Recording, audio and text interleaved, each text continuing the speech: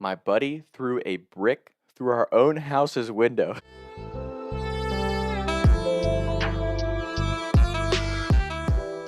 Last year's homecoming, Bowling Green State University.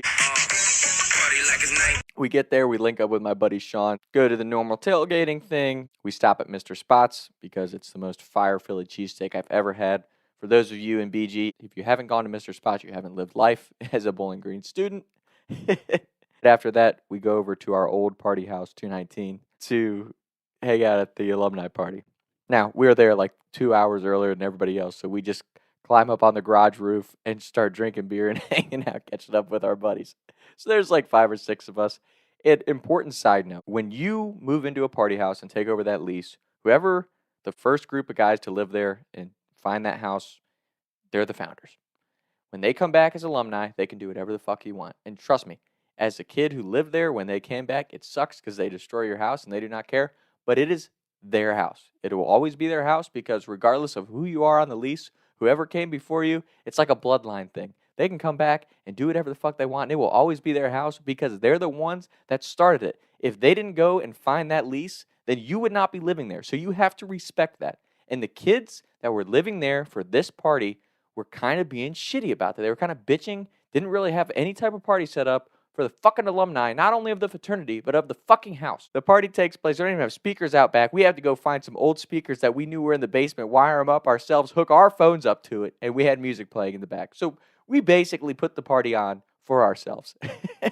And like I said, we had been drinking. It's kind of tough. That is kind of tough. All day. So outside of the Philly cheesesteak to help us get through the rest of the night, we were just going hard. And it's not even that it's about the drinking or whatever else you're doing there. It's really just about catching up with guys that you genuinely enjoy hanging out with. We had played a couple games of Flip Cup, party's filling up a little bit. Kyle, Sean, and I stepped to the side. I don't remember if it was our buddies Luke or Tex said they were going inside and handed us a box of seltzers to hold on to. Again, we're feeling our drinks pretty good at this point, but it's also just guys in general. I think you tend to get a little bit destructive when you're hanging out with your buddies. There's a couple booze in you, you're all hyped up. You tend to do some stupid stuff. We're staring at the garage that seals in this backyard. I don't remember if it was me, Kyle, or Sean. One of us said, let's try to break that garage window. And mind you, this garage should have been probably knocked down a year or two ago. And half of it's boarded up, but the non-broken part of the window is what we're aiming at. So we're throwing Texas seltzers. He had a bunch of full box of seltzers. And we're just whipping these full seltzer cans at the window. Just whipping these seltzer cans. And to give you an idea of how good our aim was at this point in the night, I throw one. It goes over the garage into the parking lot behind the place. Sean throws one. It goes completely sideways into the neighbor's yard. As we settled in through this 12-pack of seltzer, no one is noticing. I don't know why. I don't know if it was the music. I don't know if it was just a Flip Cup. We're whipping full cans past these people's heads, and no one's paying attention. As I'm reliving this, I'm like, I don't know how we didn't hit someone or nobody noticed. And maybe it was only in our own heads, but nobody's paying attention to us trying to break this window. And this transpires for about 5 minutes. And finally, you look over. Sean's digging through random garbage in the yard. And I start laughing immediately because I see him come up and he has this brick in his hands. And he just charges full speed at the window. Kyle's next to me and he's like, what is he doing? And I am just laughing. I didn't respond. I just keep laughing because Sean is running through a yard full of people with a brick like Gladiator. He's sprinting at this window and he goes point blank, wham, just throws a brick, glass shatters everywhere. It's this huge sound because not only does the glass shatter, they have a wooden board nailed in behind it. So it's like, just boom, and nobody says anything. The music keeps playing. Sean didn't even stop running. He just hits the window with his brick, loops around, comes back over around the group of people. Nobody says anything. And when he gets back to us, he's hysterically laughing. So me and Sean are just cutting up, and Kyle goes, why did you do that? And without hesitation, Sean's like, because I'm fucking nuts, Kyle. And it's just 10 times funnier because it's Sean. And Sean is that friend in our group who's actually nuts. Like he always is saying, I to this day do not understand this. Sean was in our fraternity for 5 years, okay? And I think he is the funniest human being in the world. Like he is always saying out of pocket shit and doing the most ridiculous stuff. But people don't even notice or they don't acknowledge it. I don't know. But he is always doing something hysterical. He's unpredictable. You never know what he's going to do or say. And it's always comedy. Always. So he smashed it. We don't think anything of it. We go through the rest of our nights. The next day, I'm driving home. I get a text from our current fraternity president, who was a freshman or sophomore when I was graduating. This poor kid lived with us one summer.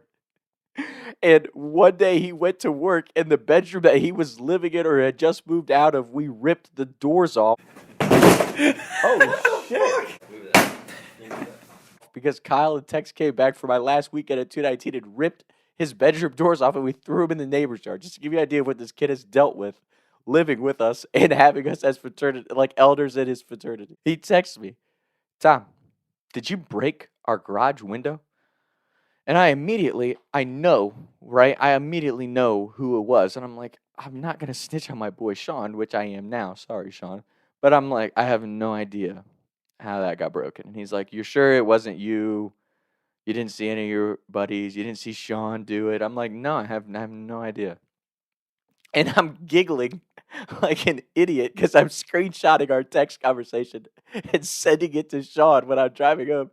Sean calls me, and we're just laughing like a couple idiots. Like, how did nobody see you shatter that?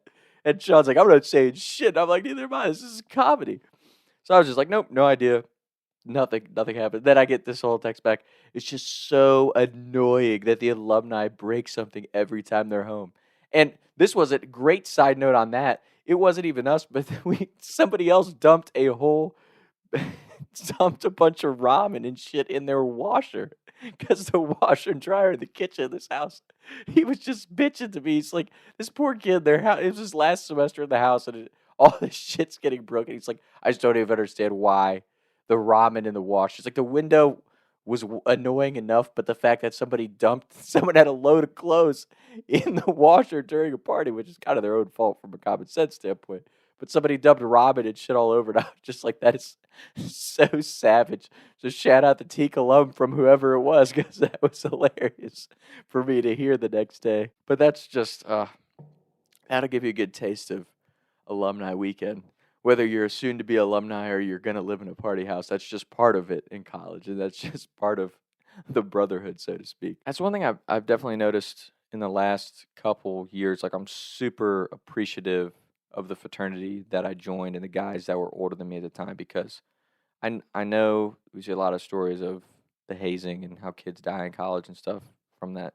And I honestly, I truly believe in the line between hazing a kid to death and teaching a kid how to value, especially at that age, just how to value and respect the brotherhood that he's about to enter into. Because for me and my buddies, we had so much fun with the older guys. We never got hazed. Sure, they messed with us and razzed us, but that's normal male behavior. Like giving a younger guy shit and kind of teaching him how to appreciate something that he is eventually going to be the older guy in and have to continue that tradition.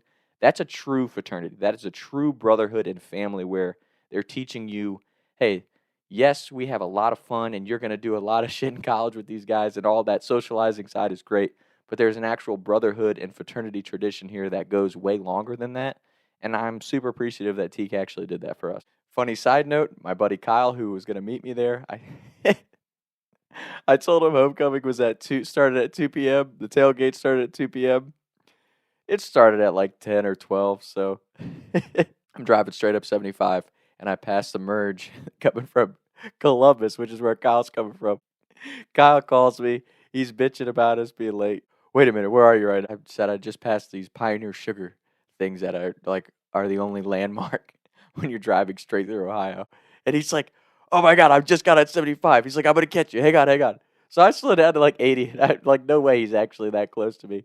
I look at my rearview mirror. It's been less than 5 minutes. I see this little Ford Focus just weaving in and out of traffic. He's going like 95, 100 miles an hour while he's on the phone with me. And the whole time he was like, "Do you see me? Do you see me?" I'm like, "Nah, dude, I don't see you." And then at the last minute, I see this car come whipping into that traffic, and I'm like, "I see." You. He's like, my steering wheel's shaking. I'm about to catch you." So that was just a funny side note. Taking shots by the lake till I can't even breathe no more, see no more. I was riding around town thinking to myself, is it gonna get easier? I'll be up and away up the street and bake, but I can't even breathe no more. What's it to me? What can I see? Taking shots by the lake till I can't even breathe no more, see no more.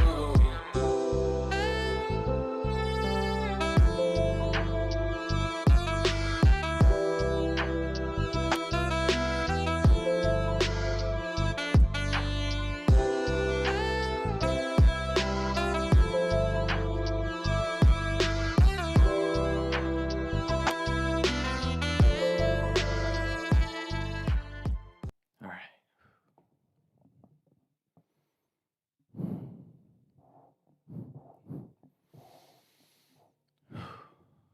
Mic check. Mic check. Yep.